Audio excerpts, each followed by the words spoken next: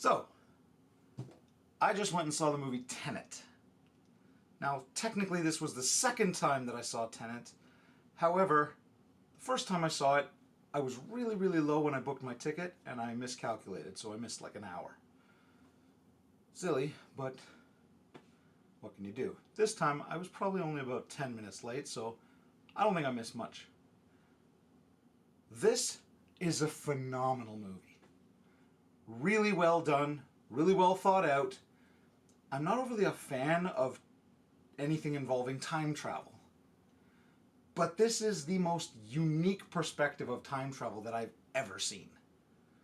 I have never seen anything like this. I've never seen anyone think of something like this, unless I just can't remember, which is a possibility because my memory is going.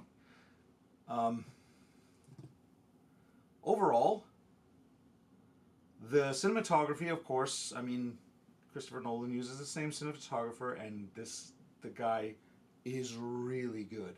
It looks phenomenal. I did not see it in the IMAX, but I think I probably made the right decision with that, as the IMAX sometimes, I'm hearing that sometimes the Dolby sound the mix is not great. I had no issues determining what anyone was saying in this particular version of the film. No issues whatsoever. I thought the storyline was relatively clear. I mean, it deals with time. You just gotta let that stuff pass you by in some respects. If it's overly complicated, skip it. It's not the main part of the story. The story in this is about the characters involved. The friendship involved, like it's really well written, very well thought out, and very well portrayed. Denzel's kid is a chip off the old block. The guy is ridiculously talented. I wouldn't mind seeing him in his Black Panther. I think he'd do a great job. He's got that kind of nobility that we saw in Chadwick, which I think that's what the character needs. I mean, he's playing a king. I think he could do it. I think he could bring it home, you know.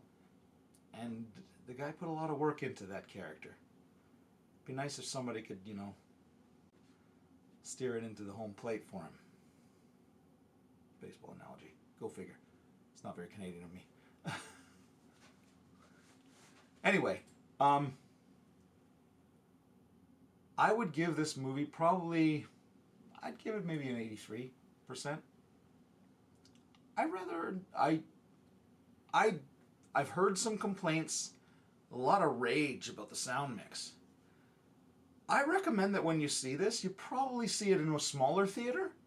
The smaller theaters don't have the big sound, and it seems to be that the mixing issues might be on the bigs, like the Dolby Cinema, the huge surround. This one, easy to follow, easy to understand, and like I said, if you gloss over the confusing points, they are not what this is about. I think you can get the great action, the wonderful cinematics, and the odd situations. You don't need to delve in, how is that possible? It's not. It's science fiction. It's not possible. It can't happen. It's a paradox, and a paradox cannot exist within reality. Don't worry about it. It's okay. Anyway, if you have not seen this movie yet, get out and see it. It's a good time at the theater, man.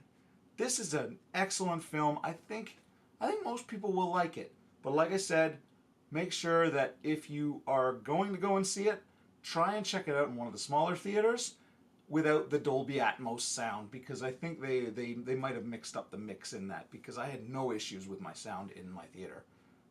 It's worth seeing. Give it a check. Thanks, guys.